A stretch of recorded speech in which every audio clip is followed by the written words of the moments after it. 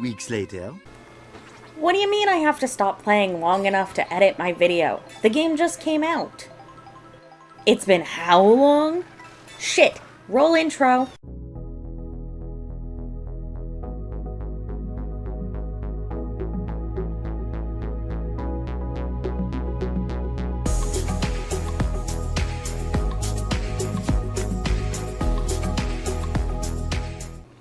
Hello everyone, and welcome to the Switch 2 era.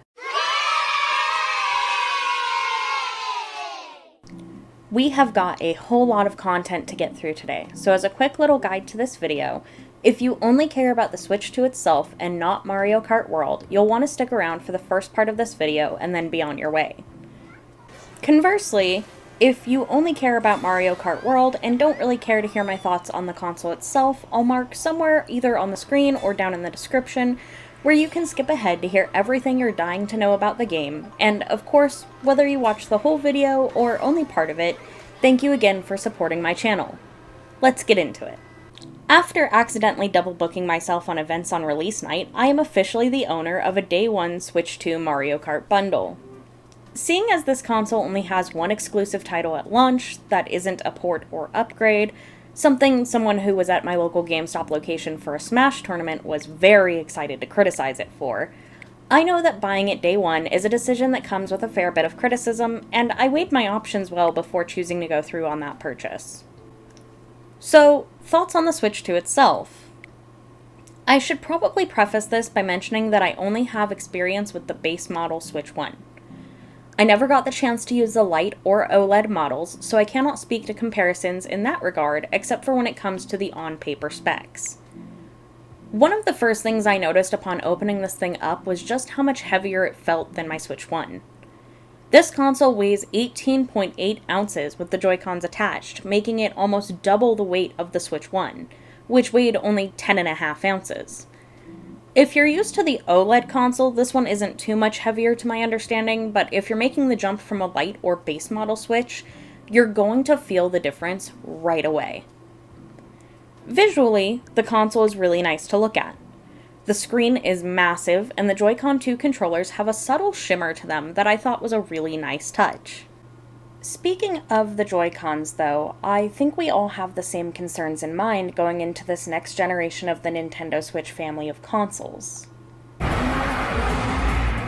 Nintendo has not gone with Hall effect sticks, something that a lot of people theorize they might do after the entire drift debacle on Switch 1, and they have instead opted for smaller washers and covers on the joysticks, which will hopefully reduce the amount of dust and debris entering the Joy-Cons and, by extension, hopefully provide Joy-Con 2 controllers with a longer lifespan.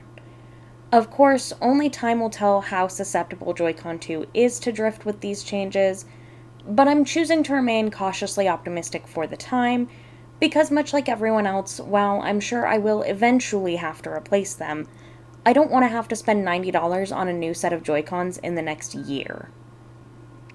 One last thing I wanted to touch on before I move to the software side of the Switch 2 is, this. I noticed pretty immediately upon sliding the console into the dock that this is not nearly as snug of a fit as Switch 1 was in its dock. It wobbles really easily, and I'm seeing some mixed opinions on this from the community, with some saying they prefer the looser fit because the chances of scratching the console when docking and undocking are lower, but that's not something I personally struggled with on Switch 1. Others, like myself, are worried about increased chances of disconnects during play or changing cartridges, and more accidents happening due to tables or TV stands getting bonked. I'm hoping once cases are more readily available for the system, because you know for sure that if I'm paying $450 for a console, I'm buying a case as soon as possible, that maybe the cases will give us a little extra padding inside the dock, because I personally would prefer a more secure fit. But it seems this issue is a bit divisive in the Nintendo community, so maybe it's more of a matter of personal preference. Moving on from hardware to software, I'd like to take some time to talk about the setup process on the Switch 2, because I also have some opinions on that. If you're a brand new Nintendo Switch user, I imagine setup will likely be less of a hassle for you, but for us returning users, let's just say setting this thing up was not my favorite activity in the world. Of course, you have the standard pick your language, get to know the Switch 2, use a wrist strap, don't super smash your Joy-Con into your TV, yada yada, the usual baby's first console introduction stuff we're all used to. But then we're brought to the system transfer screen, and you have a choice to make. If all the profiles on your Switch 1 are linked to a Nintendo account, maybe this isn't an issue. But apparently, for some reason, when you do a system transfer, all the profiles that are not linked to a Nintendo account will be deleted from the Switch 1 and transferred to the Switch 2. I have profiles on my Switch 1 that aren't connected to an account that I use for my Animal Crossing New Horizons save, and my partner also has an unlinked profile on my Switch 1. So I really didn't want to have those profiles deleted and ended up choosing not to do the system transfer after going through all of these settings. But that also means that I can't just pick up my saves where I left off in games like Tears of the Kingdom for the time being. Hey everyone, Post Alex here. It looks like I may have gotten a little ahead of myself on my frustrations with the system transfer, and I would like to clarify something on that front. It looks like, contrary to my previous line of thinking that system transfer was completely all or nothing with no flexibility, you can actually transfer your save data for individual games without having to do the full system transfer. There are a couple methods for doing this, with the first method being to go into the options screen for the game you're looking to transfer the save data for, navigating to the menu option for managing the software, then selecting transfer your save data and following the on-screen instructions. Or, for Nintendo Switch Online members, it looks like you can import data from the Save Data Cloud. Make sure your cloud data is up to date over on your Switch 1, then go to the same menu on your Switch 2, select Download Save Data, and you should be set. While I am still frustrated with the execution of system transfer, I am extremely relieved that there is some workaround for managing your saves. Alright, back to the video. I'm really frustrated that you can't choose to just leave these profiles on the Switch 1, because part of the idea of getting my Switch 2 was that I'd be able to continue working on my Switch 1 games using the backwards compatibility feature, and my partner could use my Switch 1 to continue working on games they had been playing, and I also want to start a new Animal Crossing island on my Switch 2. It would be great if Nintendo let us manually choose what to transfer, instead of forcing an all-or-nothing ultimatum.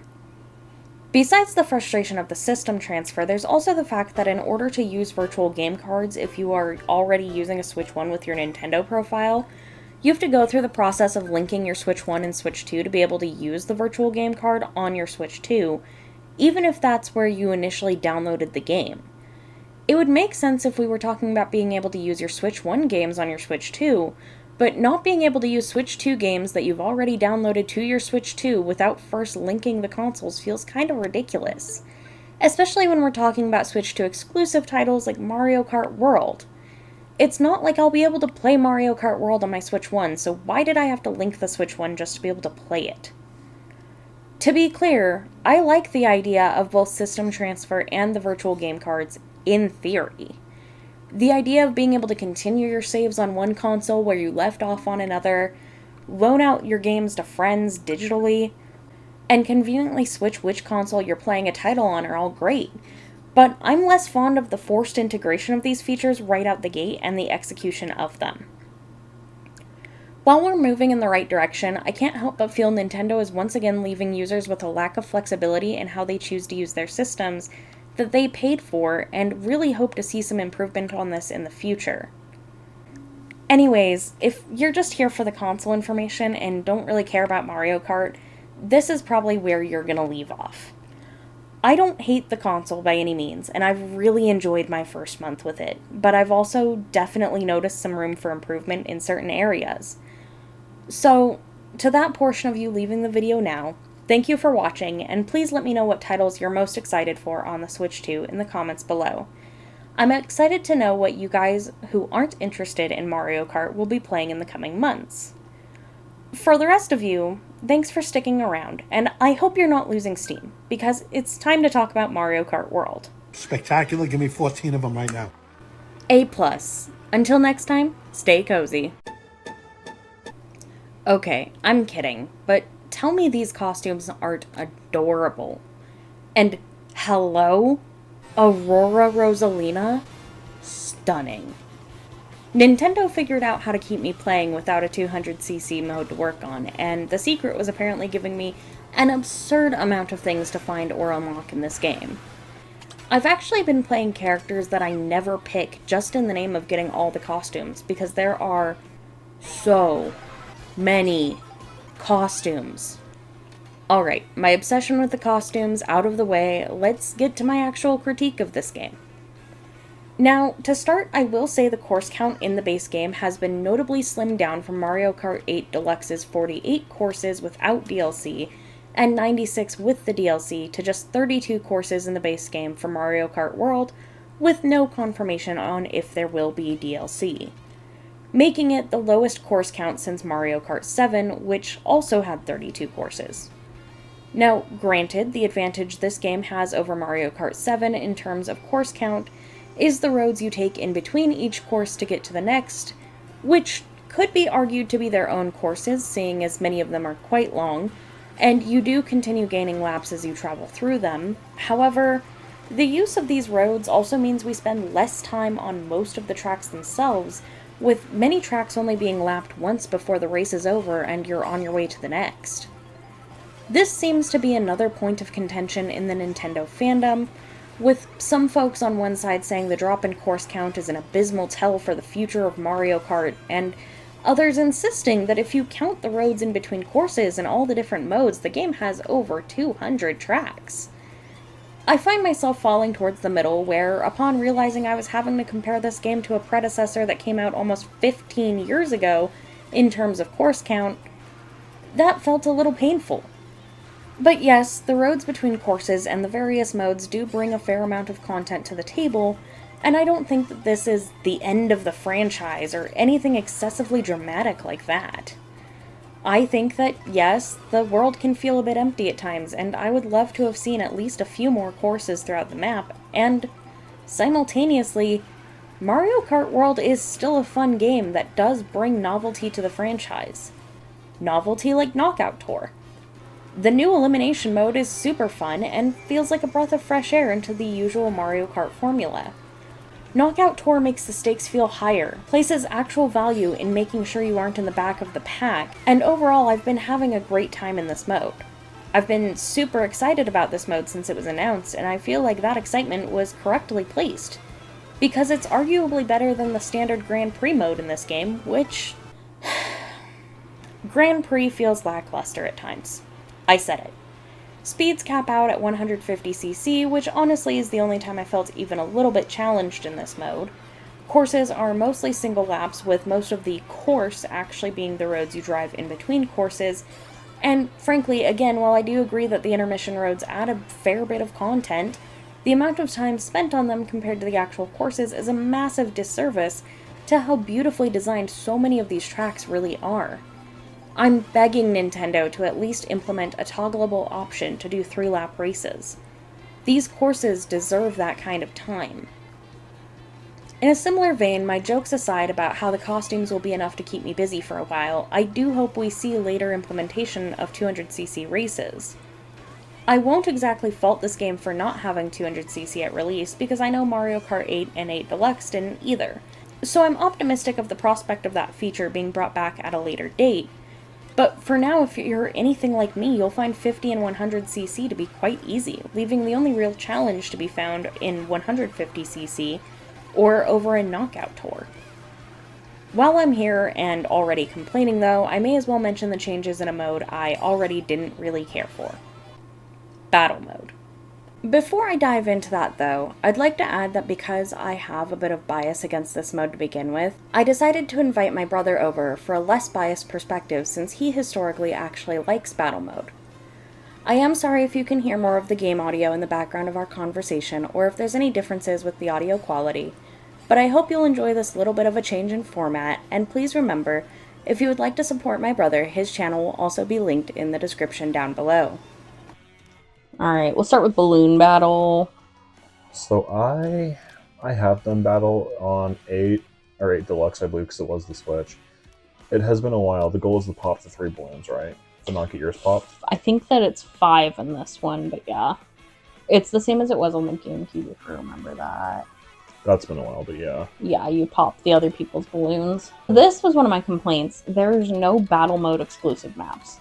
They kind of just forced the existing maps to work with it, and I don't think that it's as fun as it could be. As much as I'm not necessarily pro DLC in a lot of context, I do think a DLC for this would be great because 6 maps is not selling me yet. Yeah, no, I definitely don't like that there's no battle mode specific maps. I think the maps for battle mode are part of what have made it playable historically. I think having 6 maps is fine online because, again, you have that heat and that pressure from, 22 other players if it's, say, us 2 versus them. I think local, though, this is a little... I wouldn't say lame, it just feels a little lacking. And the fact you only have 2 modes versus, like I said, on 8 Deluxe you had like 6-ish. What's the other battle mode here? Coin Runners. Well, I've never played that. so Coin Runners was on 8 Deluxe. They also had like Shine Thief, a Bob-omb one. I don't remember what else. There was a lot. I think maybe online this would be more tense. I think right now I'm a little underwhelmed, personally. I don't know how I'm feeling about this map for this mode. I feel like this map is a little big in a lot of ways. Like, if it was smaller, I'd also be saying, like, hey, this map feels too small. I do feel like getting the map size right for this would be kind of tricky, because I do feel like, one, if you go smaller, it's going to feel too cramped, especially online. Do you feel like Teams makes this mode better, or do you think it kind of takes away from just... Teams might make it better. Honestly, if you want to dip out, I can go enable Teams and we can pick a different map. And we can see how that feels, doing like more of a local session. What are the item options? Like, you pick normal items, do you know if there's like restrictions? There's normal versus frantic, and I'm not sure what the difference is. I think frantic could be fun. I will say the smaller map with more like roadblocks and infrastructure, I do think I am preferring at this point. Yeah, I definitely like this a lot more than the Mario. How do you feel about the teams? Do you feel like this is making it a little more... Yeah, I think Teams makes it a little better. How do you feel about the time limit overall for this game? Do you feel like it's too short in a way? I think the time limit is a little short. I wouldn't want it to be much longer, but it does feel a little brief. I think I could ask for, what, 4 or 5 minutes? It's 2 minutes and 30 seconds, right? Yeah, it feels pretty short. My main problem that I've had with a lot of Nintendo does is the lack of player choice. Oh, if you're playing this game mode, you only have 2 minutes, 30 seconds, or 5 minutes, or however long it is. I think that being your only one-stop shop option is a little much on Nintendo's part. I will definitely say this is better in Teams and with 2 actual players. It's still not my favorite. Again, I've just never been huge on it's battle. 3 minutes. I cast for 5. Yeah, I think 5 would be good. I want to say 5 was the default in Switch 1, but I don't remember. But yeah, that's the thing. I think you need these small contained maps for battle mode. And that's just not the case for some of the maps they have available. I think also having them have some circular nature to them. Like, I mean, Peach Stadium is not exactly circular, but it's close enough. As to where, like, the Mario one, the first map we played on, is not so great for it because of just, like, how many routes there are. I think I wound up on 4 different routes on that map, and I was looking for people. And it's hard to go between routes. Like, if I wanted to right now, I can just cut across the middle. But I can't do that on the Mario map. I think overall, I do like the team aspect. I'm not loving the time limit, and I would say that map selection is kind of iffy. I would give this 3 out of 5 stars for now. I think if Nintendo's kind enough to give us an update, to give us an update, I could like this a little bit more. I do think online might be the way to go. I just think the map selection really nerfs any favoritism I had for this mode. We'll do the dinosaur one for this because I think it's more tolerable than the balloon mode for this map. I like the map so far. I think aesthetically this is a cool map. It's really fun to play in Grand Prix in my opinion. I just don't think it works very well for balloon because of the setup. It might though, because it looks like they significantly nerfed the range of this map. It's a pretty big map when you play it in Grand Prix. I will say I do like this map in general for battle. This is better than I thought it would be. I do kind of regret not picking this one for balloon because it's a lot better than I thought it was going to be. I think Coin Runner for me is a little bit lower than Balloon Battle. I wouldn't say by much. I would say 2.8 out of 5 for me versus 3 out of 5 for me. Yeah, real. For me, it's the opposite. I'd say I like Coin Runner a little more, but... I think my only gripe too with this, like the reason I'm rating it a little bit lower, I'm finding myself wasting my power-ups. Like, I will use a power-up just to get rid of it. So I'm throwing shells at walls. I'm using Speed Boost when it doesn't make sense. It doesn't benefit me. Alright, I've had a lot of negative to say about this game. I get it. But look, at the end of the day, I don't regret getting Mario Kart World. Do I wish some things were better executed? 100%. I wish Grand Prix didn't feel so lackluster. I wish free roam felt a little less empty, and honestly, after spending a night with my brother to give battle mode an honest chance, while I found it to be more enjoyable than I had during my initial solo run, we both agreed it was 3 stars at best. But what we do get to see of the actual courses is beautiful. Rainbow Road has never looked this good, and that's saying a lot because I love a lot of our historical Rainbow Road courses. I think the new courses are designed well, and I think the returning courses, which there's no shortage of, are integrated really nicely into this iteration of Mario Kart. Costumes are fun and exciting, and I have had and am continuing to have a blast discovering new ones. Knockout Tour is seriously one of the best things to ever come to Mario Kart, and the team gets an A+ for that. P-switch challenges and hidden question mark panels are fun to discover and complete, and the map itself is well designed, even if I think the team could have added more to it. This game is fun. Do I think it's $80 worth of fun? No. Not right now. But if Mario Kart World is something you're interested in, I recommend getting it in the bundle pack with the Switch 2, or picking it up on sale at some point. It's not a bad game, but to echo something I've heard from a lot of the fandom these last few weeks, World feels more like a side grade to 8 Deluxe rather than an upgrade, and as such I can't really justify the full price for it right now. I think that about wraps up my thoughts on Mario Kart World. I'm still hopeful for the future of this game, and I want to be abundantly clear that I don't regret buying the Switch 2 bundle. I am massively excited for so many titles dropping later this year, and honestly, I had been wanting a second Switch for some time now, so this just made sense for me. I hope you guys will be looking forward to my upcoming Switch 2 videos, as well as the return of PC game reviews, and the Alex's Demoing series. What games are you guys most looking forward to on the Switch 2? Let me know in the comments down below, and until next time, stay cozy.